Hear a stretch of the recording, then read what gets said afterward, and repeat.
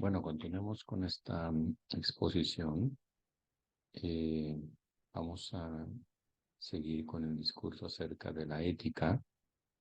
Hemos planteado que la ética era una suerte de discurso que nos ayudaba a establecer qué tipo de conductas queremos mantener, qué tipo de conductas queremos eh, quitar del escenario humano y con la intención de que esas conductas que queremos mantener y aquellas que queremos desechar del contexto humano nos permitan, de alguna manera, construir el talante humano, nos permitan resguardar el talante humano, es decir, esas características que nos distinguen, que nos hacen diferenciar respecto a la conducta de otro tipo de seres vivos, de los animales, ¿no?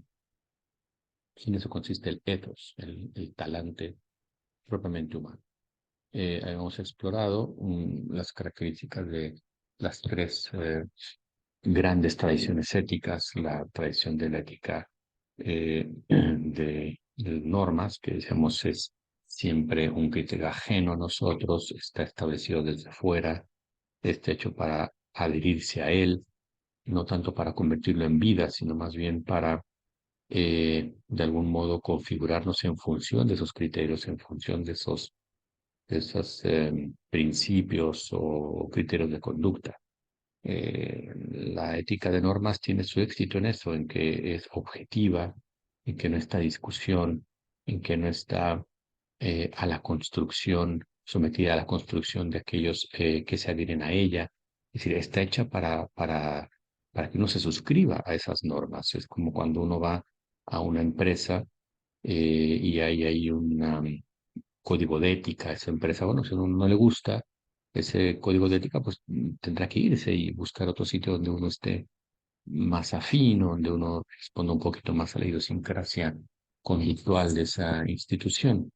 Y en esa característica de proceder de un agente ajeno a nosotros, en buena medida muchos han visto la valía de la ética de normas, porque no tiene uno que estarse em, haciendo conflictos y intentando llegar a algún acuerdo, intentando generar alguna regla de conducta, basarse para esa regla de conducta en alguna estadística o en alguna validación global. No, no, no, nada de eso. Simplemente es la norma que está establecida. Claro, ahí depende quién sea el origen de esa norma. Es decir, la norma en la ética de normas en realidad se sigue no tanto por la validez intrínseca de esas normas, sino en realidad por la autoridad moral que uno le atribuye a quien ha decretado esa norma. Es decir, en una ética de normas, la valía viene no tanto por el sujeto que se adhiere a ella, sino por el agente que la ha creado, al cual nosotros conferimos una autoridad por encima de nosotros, ¿no? Porque también nosotros podemos establecer una norma para otros, pero consideramos más valioso en la ética de normas adherirnos a la que otro ha establecido en función de que ese otro lo reconocemos como especialmente valioso, importante, etcétera. Entonces, esa es como su gran ventaja, un criterio universal, un criterio global, un criterio definitivo, un criterio objetivo. Pero echamos los riesgos es eso, que se convierta en una especie de referente respecto al cual calculemos qué tan cerca estamos o qué tan lejos estamos del seguimiento. Es decir, que la ética de normas se convierta en lo que en ciertos contextos se llama la ética del cumplimiento, es decir, del cumplo y miento, porque en realidad puede uno utilizar la ética de normas como una especie de cardex que hay que llenar, que hay que ir registrando cuántos pasos de esos que establece la ética de normas que he cumplido y en función de que los he cumplido, bueno, pues ya me siento eh, eso como completo porque yo cumplí, ¿no? Y yo seguí la instrucción que me dieron y poco más. Es decir, el ámbito de compromiso que hay con la ética de normas suele ser pobre porque suele uno descargar la importancia, la autoridad eh, y la validez de esa normatividad, pues necesito o a gente que la, que la ha realizado, que la ha configurado, que la ha decretado. Y en eso el individuo en lo particular es irrelevante. Es decir, nuestra particularidad, nuestra singularidad no es protagonista en la ética de normas, más bien de nosotros se espera exclusivamente que nos adhiramos y ya. O sea, uno se puede adherir a esa ética de normas como uno más, como un número incluso, como un agente, em, vamos, que no tiene especial relevancia, ¿no? Para esa, para esa normatividad a la que uno está adscribiendo. Y esto explica que en buena medida hay una cierta tendencia a considerar, voy a decir coloquialmente, si me permiten, como una especie de manada, de borreguismo, quien sigue una ética de normas, porque el factor está puesto en la colectividad, el factor está puesto en el conjunto, no tanto en la particularidad o en la idiosincrasia de quien se está adhiriendo, sino más bien en el conjunto indiscriminado de aquellos que se están adhiriendo en masa a un criterio que no nace de ellos, sino que más bien está siendo ¿no? aceptado desde casi desde eh,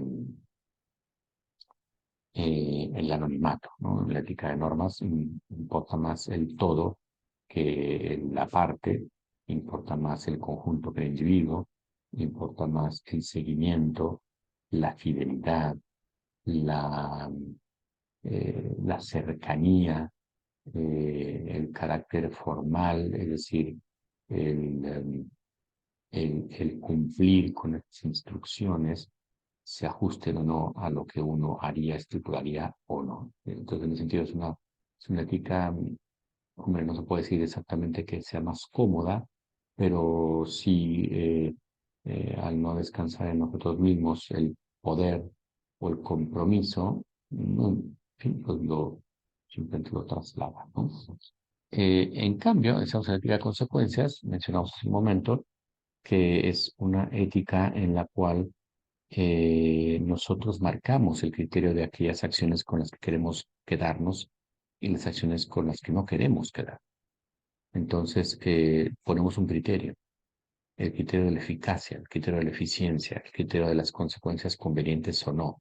Es decir, es un poco la ética del vamos viendo a ver cómo van siendo las cosas y en función de lo que vayamos recogiendo, nos quedaremos con algunas acciones y otras no. Es decir, aquí nadie establece nada por definitivo.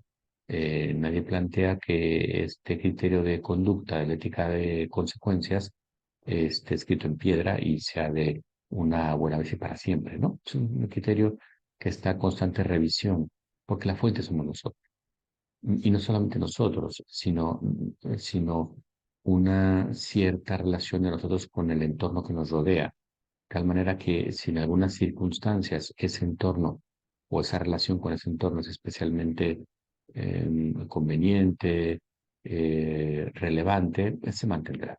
Pero si llega un momento en que esa convivencia con ese entorno no es ya en el sentido que habíamos esperado o que hubiéramos deseado, se termina. Entonces, no hay un compromiso fundamental porque pues responde al parecer propio, individual, que, en fin, se puede interpretar de alguna manera que está sometido al vaivén de las circunstancias y entonces pues es un criterio no definitivo y por lo tanto muy dúctil, muy maleable, muy cambiante. Se ha acusado a este criterio ético que genera un seguimiento un poco veleta, ¿no? Donde depende el aire que hace, pues uno se va yendo en función de lo que va conviniendo y en función de los intereses que uno va presentando, a diferencia de la ética de normas donde uno se adhiere y bueno, en fin, uno como vale poco como individuo, pues toma la identidad que esa normatividad a uno le da, ¿no? A uno a uno le dota, ¿no? Y el caso de la... de la ética de consecuencias no es así, hay una cierta identidad que uno provee, o sea, la identidad que uno quiere hasta el momento en que uno decide, ¿no? Es una ética, por lo tanto, que nace del sujeto, autónoma, que el sujeto mismo se la da, el nomos, la ley, la da el sujeto desde su más íntimo parecer y que parece destacar entre sus ventajas que como nace el sujeto mismo, se adhiere o se adapta a las particularidades del sujeto. Pero ojo que en este sentido, cualquiera de nosotros es igualmente fuente de normatividad. Entonces, no tendría por qué la manera o el criterio de proceder de uno ser norma para otros, porque en ese sentido estaríamos usando la ética de consecuencias como si fuera ética de normas, es decir, cada quien puede generar su propia perspectiva y su propio modo de proceder y, como dice el dicho, hacer de su vida un ensayo, ¿no? O digamos un poco en contexto mexicano, habríamos decir un papalote, es decir, cada quien se requería como le da a entender la circunstancia y cada quien consideraría las consecuencias y los resultados como cada quien lo valorara. ¿Por qué se le llama a esta ética también ética pragmática? Porque en griego pragmata son hechos, los hechos concretos, lo concreto. Es decir, es una ética que va generando hechos. Y repito, una valoración ad casum, ¿no? Sucede esto en este momento, ok, lo hacemos. Sucede de otra manera en otro momento, lo hacemos diferente. Sucede de otra manera que me da más beneficios de esta otra manera, pues lo cambiamos. Es decir, no hay una estabilidad en el planteamiento y en ese sentido aparece como una cierta ventaja que las circunstancias concretas se van acomodando, o más bien el criterio ético se va acomodando a las circunstancias concretas y entonces genera un criterio ético revisable que al no ser definitivo pues va a cambiar, ¿no? ¿Dónde se ha visto el posible riesgo? Bueno, em, que ningún contexto es definitivo, que ninguna consecuencia es inamovible como criterio. Es una ética del cambio, es una ética de lo revisable, es una ética donde el individuo va marcando eh, la regla con todo lo eh, mutable y con todo lo revisable que es la conducta de un individuo, ¿no? Es decir, para algunos esto no alcanza a ser un criterio ético porque no alcanza a configurar un talante, puesto que está al vaivén del juego de condiciones que se marquen en cada momento y eso, pues para más de alguno parecería que no tiene mucho eh, mucho punch, ¿no? Digamos, mucha fuerza como criterio ético, que si alguien esperaría un criterio ético, pues será una regla insustancial y no tanto un criterio tan veleta que va cambiando según se va acomodando las circunstancias.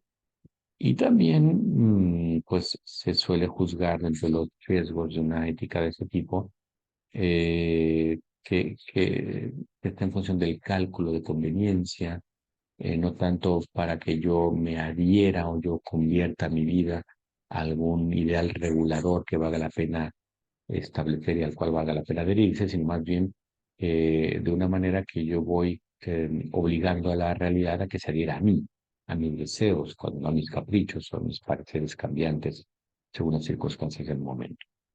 Bueno, ambas tradiciones de ética aplicadas a la investigación tienen sus consecuencias. Es decir, una ética de investigación, desde el punto de vista de la ética de normas, parece ser más sencilla porque se sigue lo que te autoriza. Lo que se realiza aquello que no está prohibido. Es decir, se realiza aquello que está explícitamente permitido. Y por lo tanto, bueno, pues sería como eh, más, quizá más sencillo seguir un criterio de este tipo porque yo solamente procedo en la medida que tengo autorización. Pero por otro lado, depende uno de quién establezca esa regla. Por eso tú no tengo ni idea del campo en el que estoy yo trabajando y por lo tanto me estoy regulando porque a un sujeto, un conjunto de personas se les ocurrió poner una serie de reglas sin conocer el terreno al cual están afectando. Bueno, ese es un riesgo importante, ¿no? De hecho, parte de la gran crítica que la investigación científica hace a las regulaciones, por ejemplo, bioéticas, es que se hacen desde un criterio y desde una discusión que nada tiene que ver con la disciplina científica, es decir, por un parecer político, cultural, ideológico, de agenda, y que se suelen poner reglas que pueden retrasar el conocimiento científico o incluso comprometer ese conocimiento, sin ignorancia, es un poco la crítica que se hace a la ética de normas, a la ética de consecuencias. Por otro lado, parecería más adecuada a una investigación científica, porque según vayan habiendo resultados, según se vaya avanzando en el conocimiento de la naturaleza, pues se va ajustando esa normatividad. Pero por otro lado, también se podría aludir, ¿no? Como decían los autores, de que una ética de consecuencias en realidad no es una ética, ¿no? Porque más bien es un ir abriendo paso, un desbrozar obstáculos sin tener eh, claro cuál es la guía o hacia dónde se quiere ir en una visión del ser humano, una visión de valor intrínseco, incondicional, llamado dignidad. Es decir, todas esas valoraciones, al estar dependiendo de una ética que está en revisión, pues no podrían aducirse en primer estado, ¿no? Hay una tercera tradición, la tradición de la ética de normas, está fundamentalmente representada quizá entre los grandes autores, entre los grandes pensadores de Occidente, en la ética kantiana, el Kant, que plantea precisamente que lo relevante de ese talante humano es la estructura, la formalización, la formalidad con la que uno se conduce, eh, que el frame, ¿no? De marco conceptual, guía que da seguridad a la acción humana. Desde el punto de vista de la ética de normas para Kant, es como un sinónimo eh, de tranquilidad, de por dónde se tiene que conducir o por dónde se tiene que ir, estés en el estado en el que estés, compartas o no compartas exactamente ese planteamiento, hay una guía firme, ¿no? En cambio, la investigación científica afincada en ética de consecuencias, bueno, pues va, va ajustando periódicamente, va creando las condiciones sin tener una regla fija, repito, mientras menos definiciones fuertes haya, como esta de la dignidad, mientras menos esencialismo se plantee como naturaleza humana o cosas por el estilo, pues más eficaz es esta ética de consecuencias, ¿no? Vemos que hay un tercer criterio ético, una tercera escuela ética que se llama la ética de la virtud. La ética de normas, representada fundamentalmente por la ética kantiana, la ética de consecuencias, fundamentalmente representada por el pragmatismo, la escuela pragmática o consecuencialista. La ética de virtud es la vieja ética aristotélica, la ética que estuvo vigente 1500 años, más o menos, donde se plantea que es una ruta para que el sujeto mantenga ciertas acciones y desestime ciertas otras en función de la naturaleza que se posee. Es decir, hay criterios establecidos, es la naturaleza que se posee. La naturaleza que plantea un conjunto de elementos que se juzgan como valiosos intrínsecamente, es decir, como de una valía intrínseca incondicional al margen de las circunstancias, al margen de la edad, al margen de la simpatía, al margen de la situación económica o cultural. Bueno, es una valía intrínseca a todo ser humano. Entonces es una virtud que apuesta que sucede está en el sujeto mismo, pero no porque el sujeto la invente o la vaya haciendo ajustar como parte del planteamiento consecuencialista, sino que nace el sujeto de su propia naturaleza, es decir, intentando resguardar la naturaleza que tenemos que se traduce en el ejercicio de facultades, es decir, en la protección de la capacidad de la mente humana a conocer el mundo que está fuera de ella, y la capacidad de proteger em, la eh, así que redundando, la capacidad de elección, es decir, la libertad. Es protección de la facultad de conocimiento que es la inteligencia, protección de la facultad de la decisión que es la libertad. En ese sentido, las acciones que se mantendrían según la ética de la virtud y las acciones que eh, se desestimarían y se quitarían del escenario según la ética de la virtud serían aquellas que responden o que protegen el ejercicio de las facultades, el conocimiento del mundo o de la verdad, la acción sobre el mundo o libertad. Y bajo un presupuesto, es decir, que esta naturaleza humana que va permitiendo que la inteligencia conozca el mundo que está afuera y la voluntad pueda adherirse a aquello que interesa y que gusta o que es parte de lo que llama la atención, este criterio de protección de facultades o de estimulación de facultades, pues se sobreentiende que va cambiando en el tiempo, es decir, que no ejerzo mi conocimiento del mundo mediante la inteligencia y no me adhiero a ciertos hechos que me interesa tener o realidades que me interesa tener mediante la libertad o con los que me interesa vincularme, eso no se da igual en unas edades que en otras. Es decir, a los 5 años, a los 15 años, a los 20, a los 50, a los 70, yo voy de alguna manera adhiriéndome a diferentes realidades y conociendo diferentes dimensiones del mundo. Y entonces eso implica que la ética de la virtud sea dinámica, es decir, que mi naturaleza no está fija, sino que es una naturaleza biográfica que se va desplegando en el tiempo, va presentando nuevos intereses, nuevos talantes. Y entonces, en ese sentido, la ética de virtud prevé que en cada momento hay una condición que proteger, un ejercicio pleno de facultades que estimular y por lo tanto que cuidar mediante esta ética y la virtud. ¿Por qué se llama ética y la virtud? Porque de alguna manera para mantener las acciones que promuevan el despliegue de las facultades más intrínsecas nuestras, que son la inteligencia y la voluntad, hay que ejercer esa protección, ese despliegue o ese perfeccionamiento de manera constante, sistemática, eh, mm, digamos, plena. Y esa plenitud se consigue cuando se es verdaderamente lo que se es.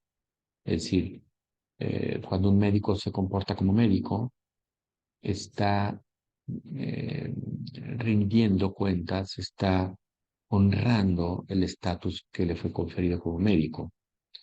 Cuando un profesor se comporta como profesor, está honrando el estatus que le fue conferido, ya sea por un título, una preparación o un nombramiento. Es decir, el ser humano va, de alguna manera, bajo la ética de la virtud, va esforzándose de tal manera que honre la condición que posee, donde tiene unas facultades para conocer el mundo, repito, la inteligencia, y otras para vincularse con el que es la voluntad de libertad. Entonces, en ese sentido, el criterio es que para poder llegar a esa condición de rendir eh, eh, honor a ese estatus nuestro, pues eso no puede ser ocasionalmente, o no puede ser una vez y 20, no, sino que se espera que sea más o menos habitual, estable, y esa condición adquirida, habitual, estable, por la cual yo me hago dueño de mí mismo, me enseñoreo sobre mí y en función de lo que soy intento seguir desplegándome o siendo pleno, bueno, eso es precisamente la virtud, ¿no? La virtud es esa, el arete griego, la virtus latina, que es este ejercicio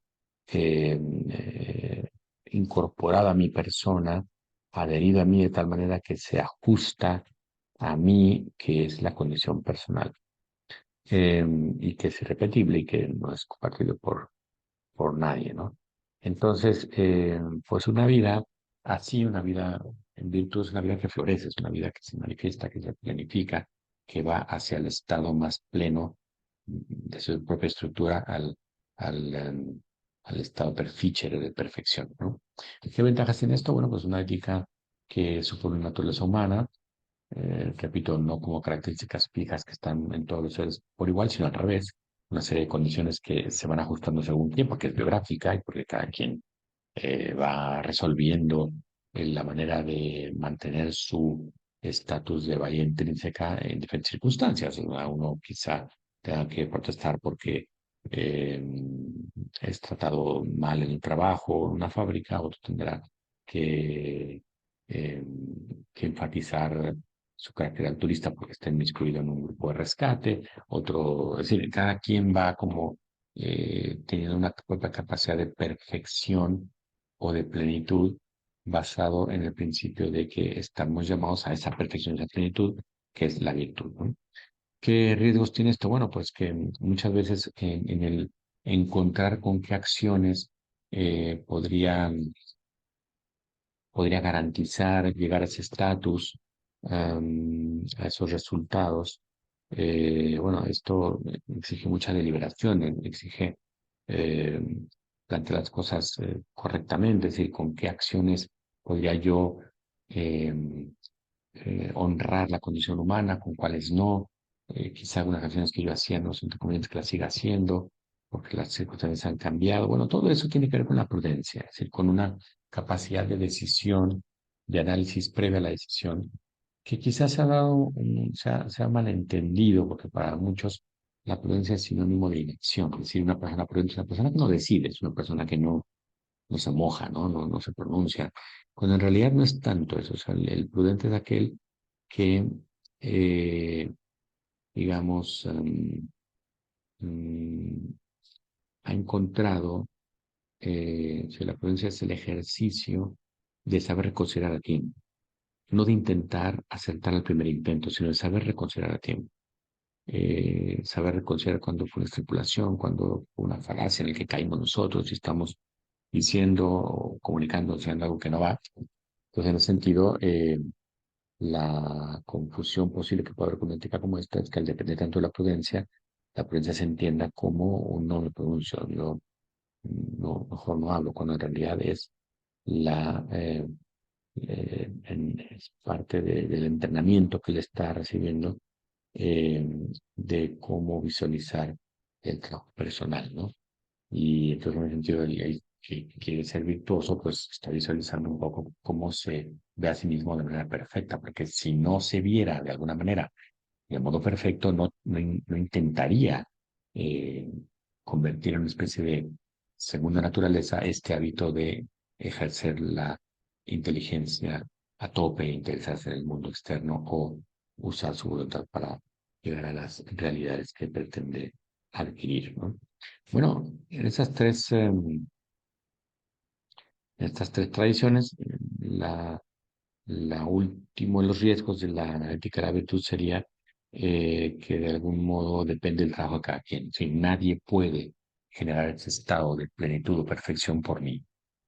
Un poco haciendo el chiste, nadie puede decir es que casi me sacó la lotería porque se la sacó mi vecino. ¿En sentido eso? O sea, cada quien se trabaja la propia persona, eh, se hace dueño de sí mismos, dirige sus acciones para buscar la plenitud propia y la del otro, que es que así lo establece y esa es la ética de la virtud, ¿no? Eh, eh, Ahora bien, esto aplicado a la investigación y ya entrando a la última parte, a la investigación clínica, debe traducirse, estas actitudes éticas deben traducirse en el uso, en el seguimiento, en el cuidado sobre los pasos que involucran directamente la investigación clínica. Es decir, de esas tres tradiciones a mí me parece pertinente no darle especial preponderancia a la ética de normas, porque al final estamos expensas de las capacidades y alcances de quien redacta esa norma. La ética de consecuencias tampoco me parecería plausible porque la revisión la hacemos nosotros mismos. Y eso implica que no necesariamente los criterios respecto a los cuales se valida un conjunto de acciones sea el todo honesto, ¿no? Y la ética de de virtud, me parece a mí más adecuada a un planteamiento donde el ser humano reconoce quién es, pero también está proyectado a buscar quién quiere ser. Y ese quién quiere ser de alguna manera está guiado por quién, quién ha de ser, quién debe ser, no como un destino manifiesto inamovible, sino como parte de su condición. Es decir, que duda cabe que un jugador de fútbol que se pone los tachones, ¿no? Los zapatos y entra a la cancha, bueno, ya sabe él que va a jugar fútbol. Pero claro, el protagonismo, la incidencia, lo que el equipo puede haberse beneficiado de él, tiene que trabajarlo él. Yo no puedo por decreto decir, este es el mejor jugador, aunque no meta un gol. O no puedo poner una carnicería, ¿no? Donde un jugador medianamente pues, ni siquiera especialmente mayor que los demás, juega solo contra otros, que sería un desastre, ¿no? Entonces, es por eso que las, ciertos elementos del proceder clínico, de investigación clínica, parecen mejor desplegables desde una ética de la virtud, que es una ética de consecuencia, una ética de norma. Entonces, entre los elementos están los protocolos de investigación clínica. Es decir, en estos protocolos de investigación clínica deben ser conducentes o deben ser, es- vamos, especialmente importantes algunos puntos,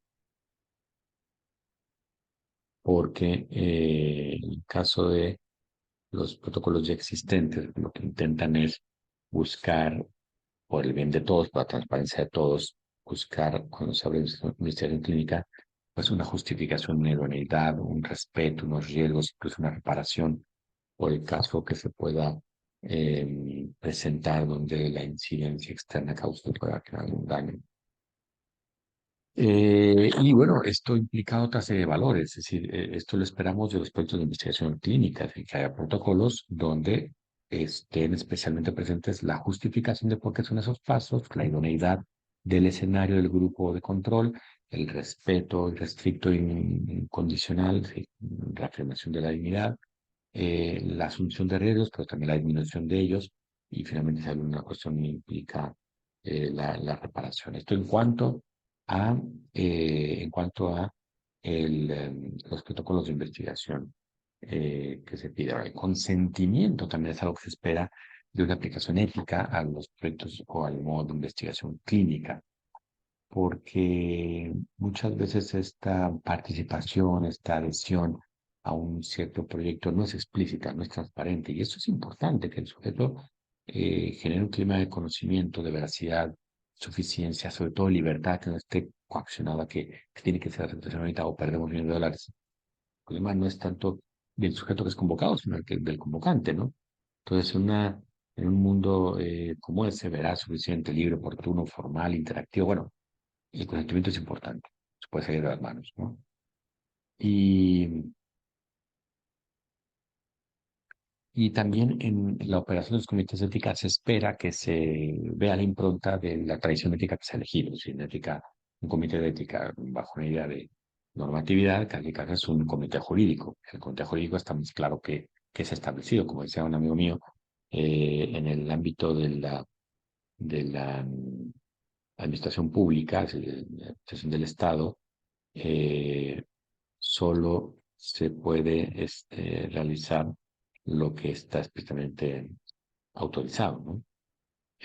Mientras que, en otro sentido, eh, sería una locura, ¿no? Entonces, en ese caso, los comités de ética, pues, se suponen dentro de una actitud de investigación clínica, de inspiración eh, natural, donde en ese comité de ética lo que se plantea es la articulación, la regulación de qué se va a hacer en plan organizativo, en plan operacional, en plan de incidencia, en consecuencia, etcétera.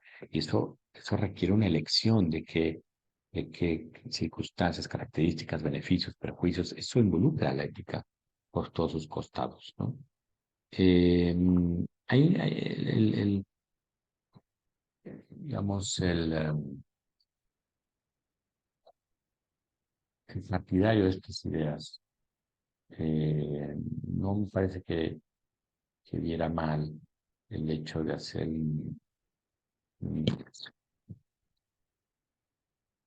referencia al escepticismo como una parte matizada de la actitud o de la investigación clínica. O sea, un escepticismo bien entendido es el que abre la mente, busca la verdad en general, al margen de particularidades irrelevantes, ¿no? Bueno, pues en la investigación clínica se piden el ejercicio de estos valores, de estos requisitos si se quiere, pero sobre todo porque estos adquieren una valía diferente bajo el marco de la ética de virtud que de consecuencias que de principio. Por eso podría generarse esa discusión de cuando conveniencia, ¿no? Eh, y pues nada más, ¿no? Creo que con esto podríamos dar por concluida el tema 4. Pusimos un marco general de en qué consiste la investigación, luego algunas relaciones con la ciencia y sus características, la construcción de esta objetividad de los próximos autores que tendrá el país y finalmente un epílogo donde espero que sea reflejado en el conjunto de estas asociaciones lo que intentábamos abordar, que es la importancia de una investigación clínica que siga los parámetros de reconocimiento de nuestra valía intrínseca incondicional. Bueno, pues les agradezco muchísimo que se hayan conectado estos dos segmentos. Una disculpa de nuevo por no poder estar en vivo. Y bueno, pues aquí seguimos en algún otro plan que vaya a salir de orden didáctico. Mucha suerte con el resto de las asignaturas y de los temas, porque no son sencillos. Bueno, pues cualquier cuestión me puede escribir al chat eh, y así mantenerse conectados. Pues muchas gracias. Un placer.